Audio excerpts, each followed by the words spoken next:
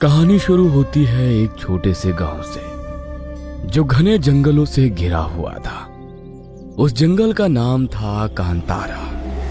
कांतारा का मतलब होता है कि रहस्यमय जंगल, जहां कुछ ऐसा छुपा हुआ है जो उस जंगल की रक्षा करता है। गांव वाले मानते थे कि कांतारा कोई साधारण जंगल नहीं है। वहां की हर पत्ती, हर पेड़ और हर छाया में एक अलौकिक शक्ति बसती है जो गांव की रक्षा करती है। शिवा, तू भी हमारे साथ शहर चलना। पर मैं माई और दादा को छोड़कर नहीं जा सकता। मुझे तेरी बहुत याद आएगी शिवा। मैं भी यहाँ से अपना घर छोड़कर नहीं जाना चाहती, पर मेरे माई बापू मान ही नहीं रहे हैं। झुमकी की आंखों में आंसू थे। वो कांतारा को छोड़कर शहर नहीं जाना चाहती थी, पर उसके माता पिता उसे अपने साथ ले गए।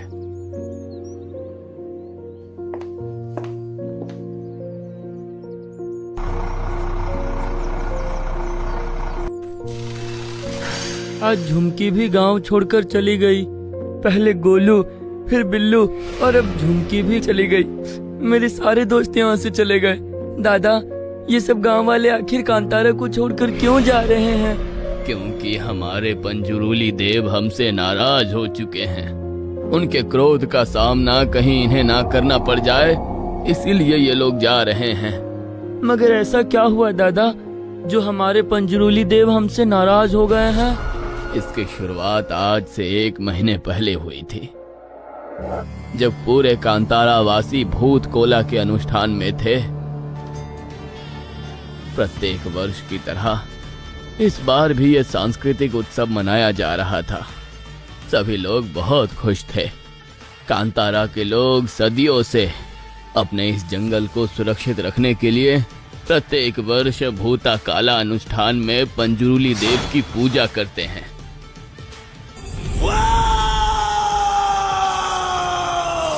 कहते हैं वो सुअर के रूप में भी जंगलों की, गांव की फसलों की रक्षा करते हैं। भूत कोला अनुष्ठान में पंजुरुली देव गांव के देवम के अंदर प्रवेश करते हैं, जिसके बाद वो नृत्य द्वारा अपने भावों को प्रकट करते हैं तथा गांव की समस्याओं को समाधान भी करते हैं, जैसे बारिश कब होगी या गलत कामों से लोगों को सतर्क करते हैं। लेकिन इस बार भूत कोला कुछ अलग होने वाला था। अलग हुआ था? ऐसा क्या हुआ था दादाजी? उस दिन भी भूता कोला अनुष्ठान में देवम नृत्य कर रहे थे। तभी पंजुरुली देव देवम के अंदर प्रवेश करते हैं और बहुत क्रोधवश नृत्य करने लगे। शांत हो जाइए देव, शांत हो जाइए। अगर हमसे कोई भूल हो गई है तो हमें क्षमा कर दीजिए। मृत्यु होने वाली है, कोई नहीं बचेगा। मौत का तांडव होगा कांतारा में। हमसे कोई भूल हो गई है तो हमें क्षमा कर दीजिए प्रभु। हमें इतनी बड़ी सजा मत दीजिए। सबको सजा मिलेगी। जो भी गलती करेगा उसे दंड भुगतना पड़ेगा। इतना कहते ही देवम बेहोश हो गए। कांतारा के सभी लोग बहुत भयभीत थे। किसी को समझ नहीं आ रहा था आखिर पंजुरुली देव का इशारा किस ओर था, क्या होने वाला था, जिसके बारे में पंजुरुली देव ने सबको चिताया था। 2 दिन बाद, जगिया भाई, शाम होने को आई है, आज घर नहीं चलना क्या? तुम जाओ दामोदर, मैं थोड़ी देर और लकड़ी काटूंगा। कल से खेतों का काम शुरू करूंगा तो वक्त नहीं मिलेगा जंगल आने का, इसलिए तुम जाओ, मैं थोड़ी देर में आऊंगा। ठीक है भाई, आराम से आना। इतना कहकर दामोदर वहां से चला गया और जगिया वहीं लकड़ी काटने लगा। शाम ढल चुकी थी। अंधेरा होने में बस कुछ ही समय बाकी था, पर तभी जगिया को महसूस हुआ जैसे सामने की झाड़ियों में हलचल हो रही है। अरे, झाड़ियों में हलचल कैसी? इतना सोचते हुए वो झाड़ियों के करीब गया, पर उसने कुछ ऐसा देखा जो उसकी कल्पना से परे था। डर उसके चेहरे पर साफ साफ दिख रहा था। वो थर थर कांपने लगा और तभी उसकी चीखें पूरे जंगल में गूंज उठी। काफी देर हो जाने की वजह से घर पर जगिया की पत्नी अपने पति की चिंता में परेशान थी। सुबह होते ही सुधा कुछ गांव वालों के साथ जंगल में अपने पति को ढूंढने गई, पर वहां सबने कुछ ऐसा देखा जो बहुत भयानक था।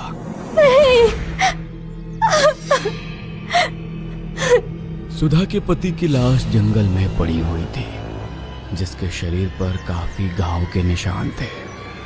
उसे देख ऐसा लगता था मानो किसी जंगली जानवर ने उस पर हमला कर दिया हो। देखकर लगता है किसी जंगली सुअर ने जगिया पर हमला किया होगा। जगिया की मौत से गांव में मायूसी छाई हुई थी, मगर यह सिलसिला इतनी आसानी से कहां रुकने वाला था। दीनू, हम कब तक ऐसे छुपकर मिलते रहेंगे?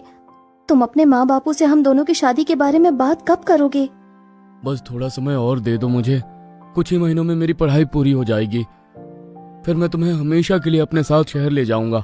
ठीक है, मुझे बस 6 महीने खत्म होने का इंतजार रहेगा। अच्छा, अब शाम हो चुकी है, मुझे घर जाना होगा।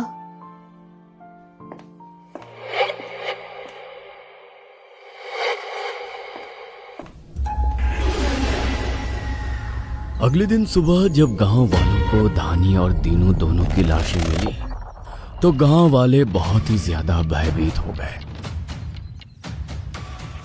क्योंकि इन दोनों की लाशें भी उसी तरह कटी फटी हालत में थी जैसे जगिया की लाश की थी।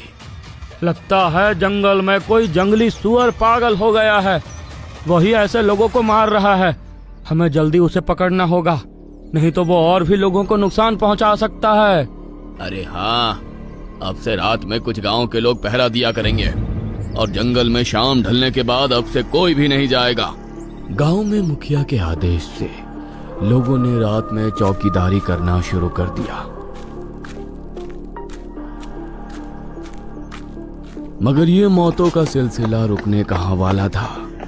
ये तो अभी शुरुआत थी। मुखिया जी, वो अरे राजू, आगे कुछ बोलेगा भी?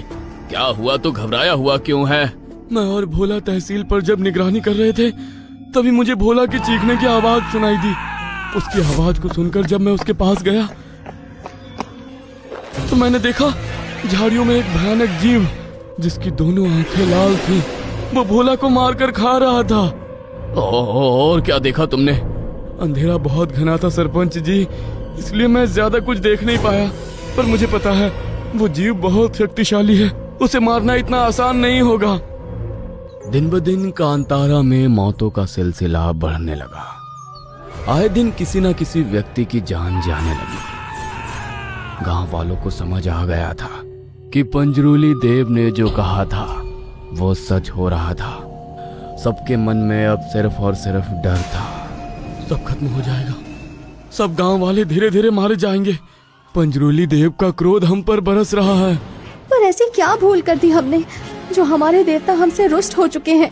वो तो हमें नहीं पता, पर अगर ऐसा ही चलता रहा तो कांतारा से लोगों का नामो निशान ही ना खत्म हो जाए। नहीं मुखिया जी, हमको नहीं मरना है। पहले हमें लगता था ये जंगल हमारी रक्षा करता है, पर ये रक्षक ही अब भक्षक बन चुका है। इसीलिए बेहतर होगा हम सब ये कांतारा छोड़कर चले जाएं। क्या? कांतारा छोड़कर चले जाएं? हाँ, अगर अपनी अपनी जान बचानी है तो सबको कांतारा छोड़कर जाना होगा। कांतारा छोड़कर जाने के विचार से ही सब लोग असमंजस में थे, क्योंकि कांतारा के जंगलों से ही उनके परिवार का पालन पोषण होता आया था। पर अब बात सबकी जान की थी, इसलिए सब धीरे धीरे कांतारा छोड़कर जा रहे हैं। तो क्या अगर हम लोग यहाँ रहें तो हम सब भी खत्म हो जाएंगे दादाजी? ऐसा औरों को लगता है बेटा, पर मुझे अपने भगवान पर पूरा भरोसा है। हमारे पंजूरी देव जो सालों से हमारे रक्षक है, वो कभी भक्षक नहीं हो सकते। शिवा बेटा, बहुत हो गई बातें, आओ अब खाना खा लो। क्या हुआ माँ, तू इतनी कमजोर क्यों लग रही है? तेरी तबीयत तो ठीक है ना? पता नहीं बेटा, हल्का बुखार लग रहा है। तो तू काम क्यों कर रही है माँ? तुझे तो आराम करना चाहिए। बेटा, मैं आराम नहीं कर सकती, बहुत सारे घर के काम बाकी हैं और जंगल से लकड़ियाँ भी तो लेकर आनी है। माँ, तू ये सब की चिंता मत कर, मैं हूँ ना, तू जा बस आराम कर, लकड़ियाँ मैं लेकर आ जाऊंगा। नहीं बेटा, जंगल में आजकल वैसे भी बहुत खतरा है। तेरा घर पर रहना ही ठीक है। मैं चली जाऊंगी।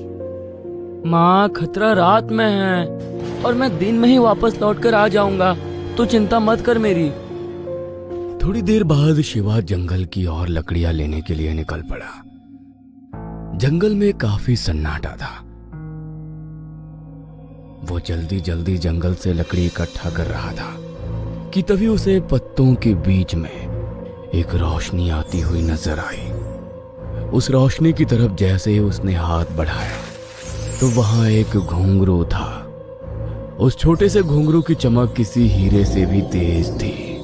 इतना चमकता हुआ घुंघरू आज से पहले तो मैंने कभी नहीं देखा, पर ये यहाँ इस जंगल में कैसे आया? तभी शिवा को घुंघरू की आवाज आई। उसने इधर उधर देखने की कोशिश की।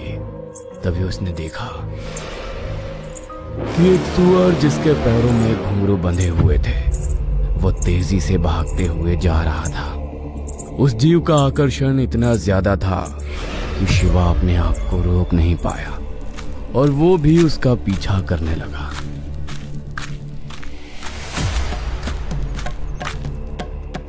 भागते भागते वो सुअर एक पेड़ के पास आया।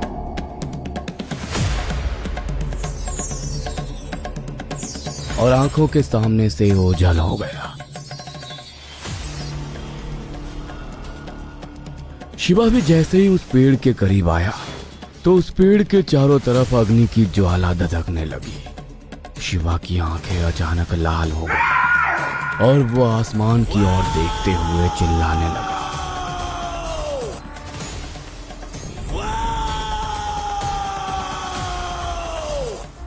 कहाँ रह गया था तू? पता है मैं कब से तेरा इंतजार कर रही हूँ। तूने कहा था तू जल्दी आ जाएगा, फिर इतनी देर तक क्या कर रहा था जंगल में? मैं ठीक हूँ माँ, आप मेरी चिंता मत कीजिए। मैं बहुत थक गया हूँ, इसलिए थोड़ा आराम करने जा रहा हूँ। शिवा आराम करने के लिए अपने कमरे में चला गया।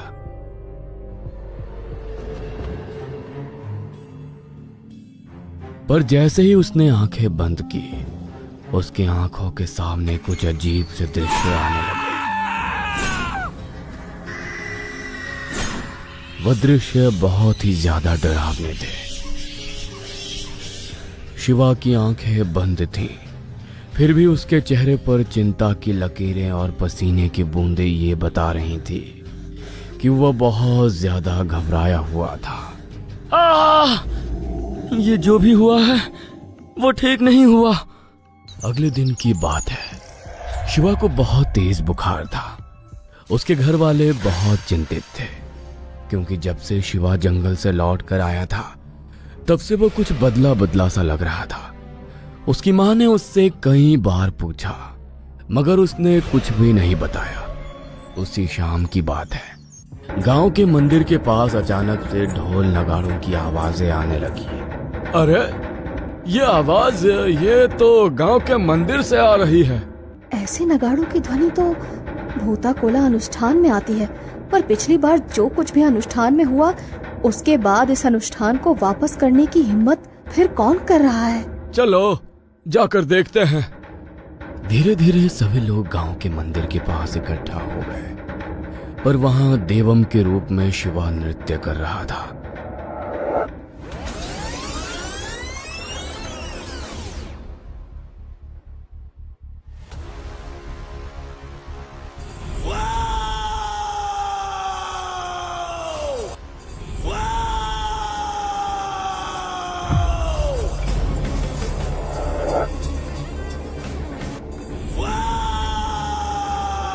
सभी लोग बहुत आश्चर्यचकित थे।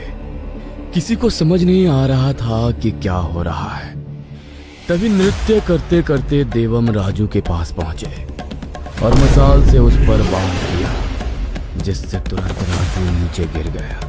तभी पीछे से दो व्यक्ति राजू को बचाने के लिए आगे आए, लेकिन देवम ने उन पर भी वार किया और एक एक करके उन दोनों को भी मार दिया। ये देख राजू और गांव वाले बहुत भयभीत हो गए। सभी को लग रहा था शायद पंजरूली देव बहुत क्रोधित हो चुके हैं, इसीलिए कहीं आज वो सबको यहीं खत्म ना कर दे। पर तभी राजू डरते हुए बोला, मुखिया जी मुझे बचा लीजिए। ये मुझे मार देगा। आप तो देव हो प्रभु, आखिर हमने ऐसा क्या दोष किया है जो आप ऐसे निर्दोषों की जान ले रहे हैं? हत्यारा है ये, निर्दोष लोगों की जान ली है इसने, धोखा दिया है सबको। बता सबके सामने क्या गुनाह किया है तूने? माफ कर दो मुझे प्रभु, माफ कर दो, मुझसे गलती हो गई। क्या गलती हुई है राजू तुझसे? सच सच बता। ये सब जो गांव में हो रहा है, लोगों की मौतें, ये सब मेरी वजह से हुआ है। कांतारा का जंगल जो बेशकीमती जंगलों में आता है, उसे शहर के लोग अपने कब्जे में लेना चाहते थे, पर यहाँ के लोग कांतारा को छोड़कर कभी नहीं जाएंगे। ये बात शहर के बड़े बड़े बिजनेसमैन डीलरों को पता थी, इसीलिए उन्होंने मुझे कांतारा को खाली कराने का काम सौंपा। पिछली बार जब देवम ने गांव में होने वाली मौतों का भविष्य बताया था, तो गांव वाले उस बात को नहीं समझे। मृत्यु होने वाली है, कोई नहीं बचेगा। मौत का तांडव होगा कांतारा में। इसलिए मुझे इससे अच्छा मौका और कहाँ मिलता। मैंने पंजरूली देव की आड़ में आकर गांव वालों को जंगल में मारना शुरू कर दिया और सारा इल्जाम जंगली सुअरों पर डाल दिया। भोला को भी मैंने ही मारकर सबके सामने झूठी कहानी रची थी, ताकि गांव वालों के अंदर डर पैदा हो। और उस दिन पंचायत में सब लोगों को डराने के लिए गांव से जाने के लिए कहना भी मेरी ही साजिश थी। नहीं नहीं मुखिया जी, हमको नहीं मरना है। पहले हमें लगता था ये जंगल हमारी रक्षा करता है, पर ये रक्षक ही अब भक्षक बन चुका है। इसीलिए बेहतर होगा हम सब ये कांतारा छोड़कर चले जाएं। क्या? कांतारा छोड़कर चले जाएं? हाँ, अगर अपनी अपनी जान बचानी है तो सबको कांतारा छोड़कर जाना होगा। सबको अपने परिवार की चिंता थी, इसलिए लोग गांव खाली करने के लिए आसानी से तैयार हो गए। राजू, तू इतना घटिया इंसान है कि अपने फायदे के लिए तूने निर्दोष लोगों की हत्या की। तेरे चक्कर में आकर ना जाने कितने लोगों ने कांतारा छोड़ भी दिया। तूने हमारे पंजरूली देव की भक्ति और आस्था पर लोगों के मन में शंका पैदा की। इसका दंड तो तुझे जरूर मिलना चाहिए। इसके बाद देवम ने उसे जोर से धक्का दिया और वो जाकर मंदिर के सामने गिर पड़ा। तभी हाथों में तलवार लेकर पंजरूली देव राजू की ओर बढ़ने लगे। उनके हर कदम के साथ डर से राजू थर थर कांप रहा था। पर तभी पंजरूली देव ने उस पर वार किया और वो वहीं खत्म हो गया। गांव वालों ने पंजूरी देव के सामने हाथ जोड़कर उनसे क्षमा मांगी। कांतारा सदैव मेरा ही रहेगा। जो भी इसकी ओर आंख उठाकर देखेगा, उसे स्वयं मैं दंड दूंगा।